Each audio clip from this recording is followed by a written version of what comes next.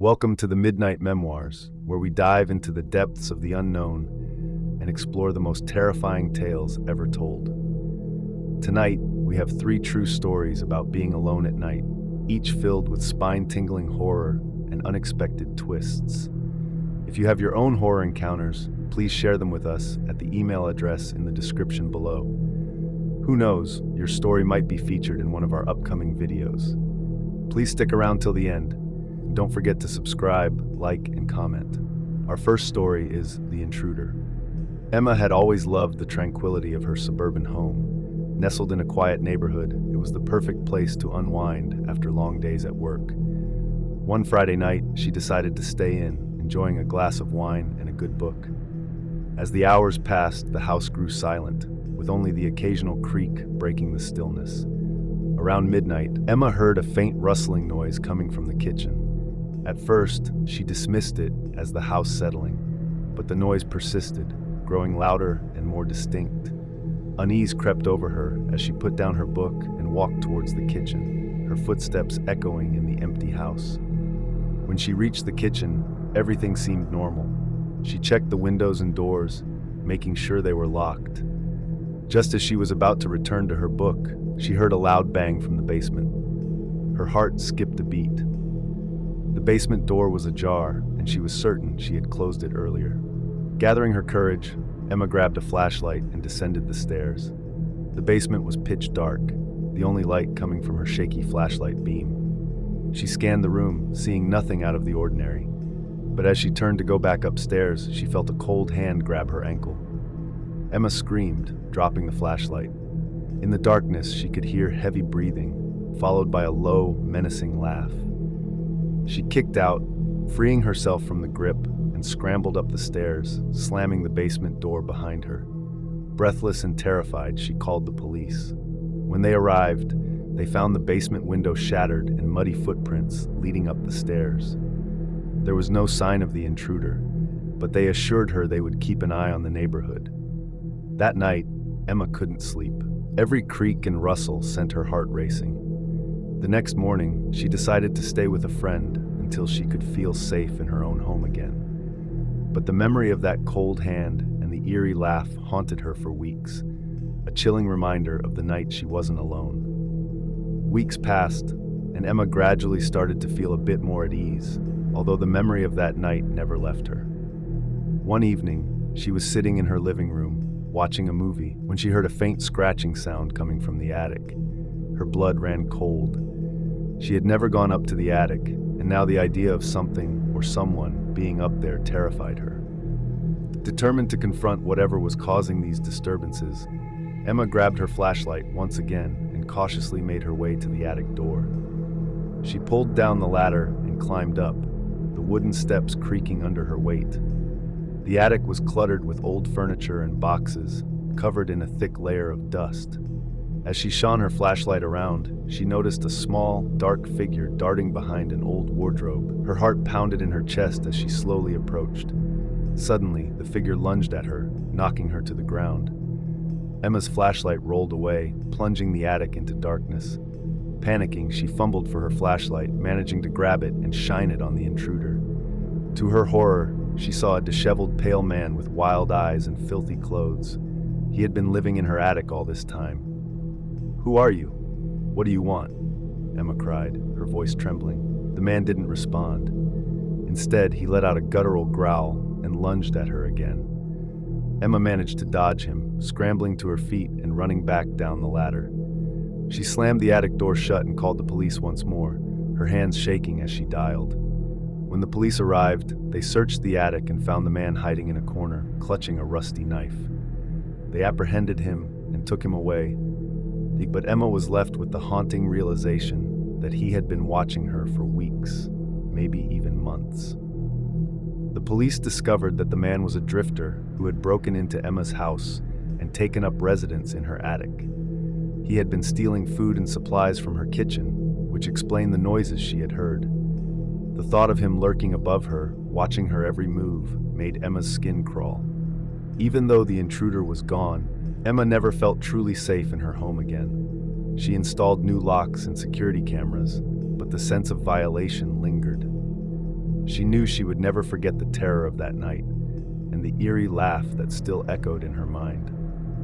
As time went on, Emma moved to a new house in a different neighborhood, hoping to leave the horrors of her old home behind. But the memory of the intruder stayed with her, a chilling reminder that sometimes the real monsters are much closer than we think. Our second story is the figure in the window. Jake had just moved into his new apartment in the city.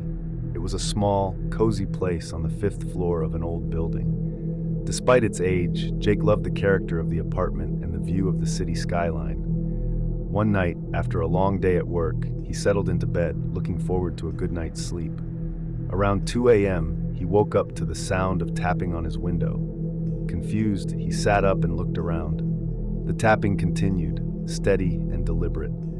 Jake's heart pounded as he realized it was coming from his bedroom window. He lived on the 5th floor. There was no way someone could be outside. He slowly approached the window, his hands shaking. As he pulled back the curtain, he saw a pale, gaunt face staring at him from the other side of the glass. The figure had hollow eyes and a twisted grin, its breath fogging up the window. Jake stumbled back, his mind racing. He grabbed his phone to call the police, but when he looked back at the window, the figure was gone. The tapping had stopped, leaving an eerie silence in its wake. The police arrived quickly, but found no signs of forced entry. They assured Jake that it was probably a prank, but he couldn't shake the feeling of unease. That night, he slept with the lights on, every shadow in his apartment sending shivers down his spine. The next few nights were uneventful, and Jake began to relax. But one evening, as he was getting ready for bed, he saw something that made his blood run cold. In the reflection of his bathroom mirror, he saw the same gaunt face staring at him from the bedroom window. He spun around, but the window was empty. Terrified, Jake decided to move out. He packed his belongings and left the apartment, unable to endure another night in that haunted place. He later learned that the previous tenant had also experienced similar occurrences, and the apartment had remained vacant for months before Jake moved in. Jake thought moving would end his nightmares, but the terror was far from over. In his new apartment, a more modern building on the other side of the city, he finally felt some peace. But that sense of relief was short-lived. One night, a month after the move, Jake was working late in his home office. He took a break to grab a snack from the kitchen when he heard the unmistakable tapping on his window again. He froze, his heart sinking. Slowly, he turned to face the window. The pale, gaunt face was back, its eyes fixed on him with that same twisted grin. Panicking, Jake grabbed his phone and snapped a picture. He needed proof that he wasn't losing his mind. When he looked at the photo, there was nothing there. No face, no figure, just the empty cityscape beyond his window.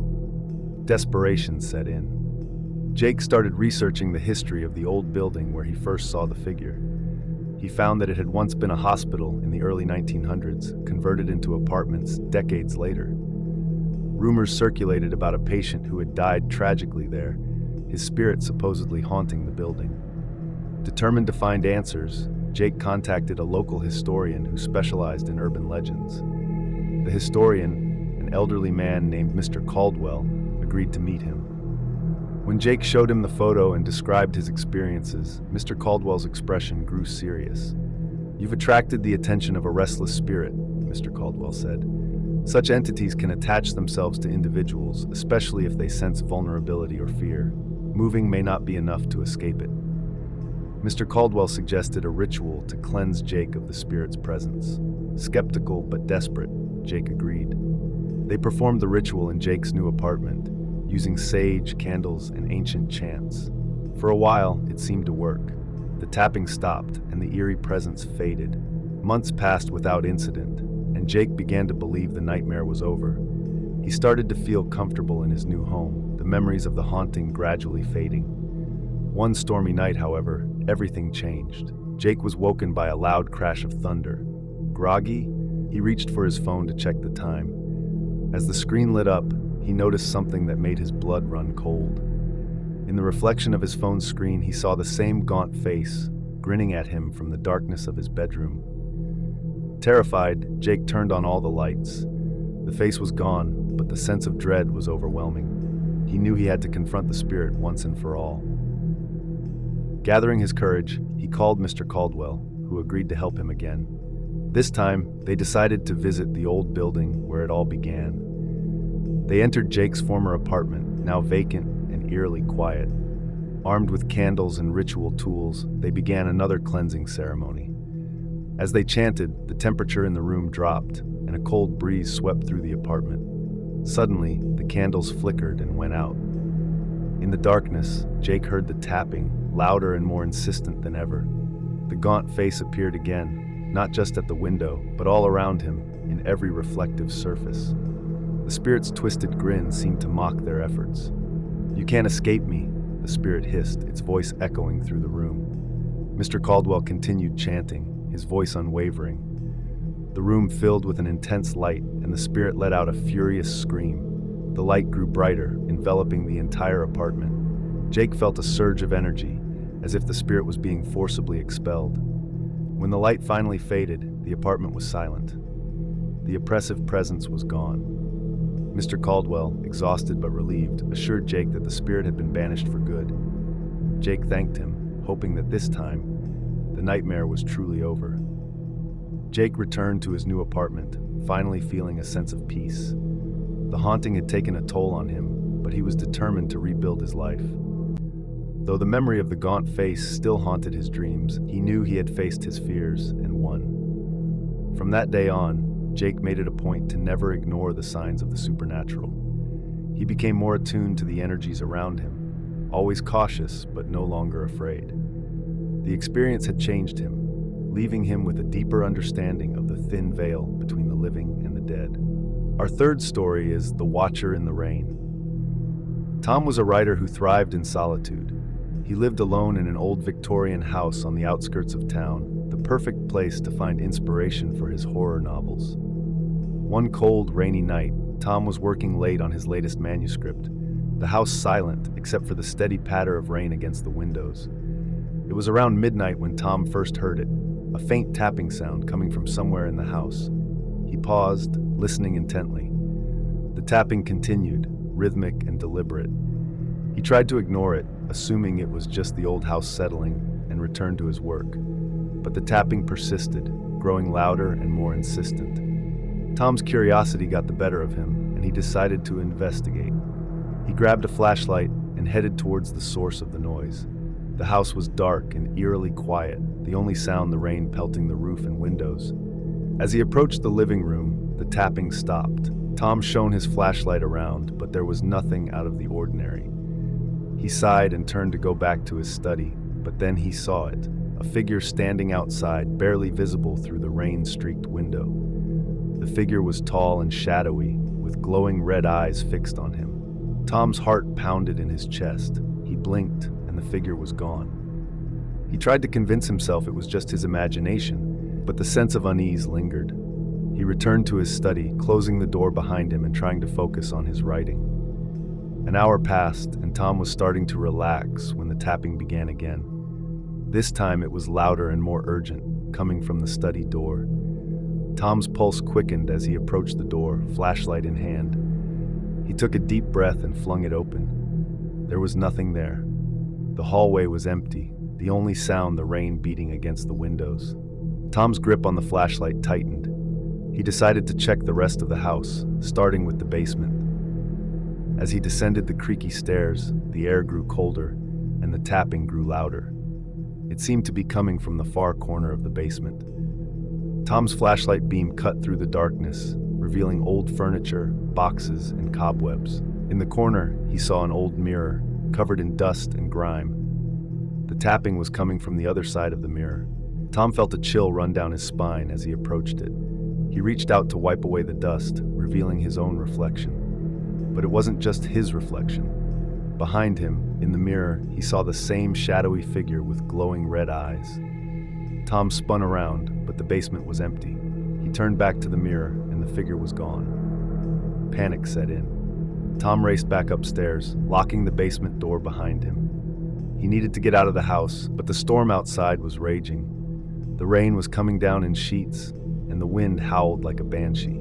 He grabbed his phone to call for help, but there was no signal. The power flickered, and then went out, plunging the house into darkness. Tom's flashlight was the only source of light as he tried to find his car keys. Suddenly, the tapping resumed, this time coming from the front door. Tom's breath caught in his throat. He slowly approached the door, every instinct telling him to run. He peeked through the peephole, but all he could see was darkness. The tapping grew louder, more frantic. Tom steeled himself and yanked the door open, flashlight shining into the night. There was no one there, just the rain pouring down in torrents. He stepped outside, his feet splashing in the puddles. The sense of being watched was overwhelming. He turned in every direction, but there was no sign of the figure. Just as he was about to go back inside, he heard a whisper. "Tom?" The voice was faint but unmistakable. It was coming from the attic. Tom's heart raced as he climbed the stairs to the attic, the flashlight beam shaking in his hand. The attic door creaked open, revealing dusty old boxes and forgotten memories. The whispering continued, growing louder as he approached an old trunk in the corner. He hesitated, then opened the trunk, shining his flashlight inside. Among the old clothes and papers, he found a small, weathered book. The book's cover was faded, but the title was still legible, "The Watcher in the Rain." Tom's hands shook as he opened it, the pages filled with handwritten accounts of encounters with the same shadowy figure he had seen. Suddenly, the attic door slammed shut, trapping him inside. The whispers grew louder, surrounding him. Tom backed into a corner, clutching the book, his flashlight flickering. "Tom." The voice was right next to him now. He turned, and there it was, the figure with glowing red eyes standing inches away. Tom screamed, dropping the book and the flashlight. The figure reached out, its cold, shadowy hand closing around his throat.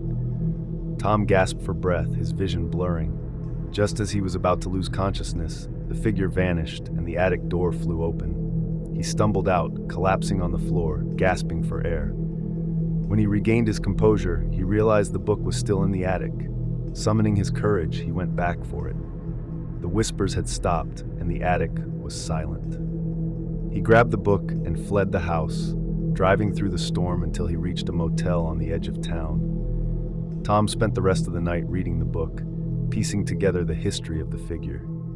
It was a vengeful spirit, bound to the house and seeking to claim anyone who lived there. The previous owners had all met tragic ends, their encounters detailed in the book. As dawn broke, Tom knew he couldn't go back. He contacted a local paranormal investigator, leaving the book with them and never returning to the house. The investigator confirmed Tom's suspicions. The house was haunted, and the spirit would not rest until it claimed another victim. Tom moved far away, finding a new home and trying to forget the horrors of that night. But he knew he would never truly escape. The Watcher in the Rain was out there, waiting for its next victim. Thank you for listening to these chilling tales.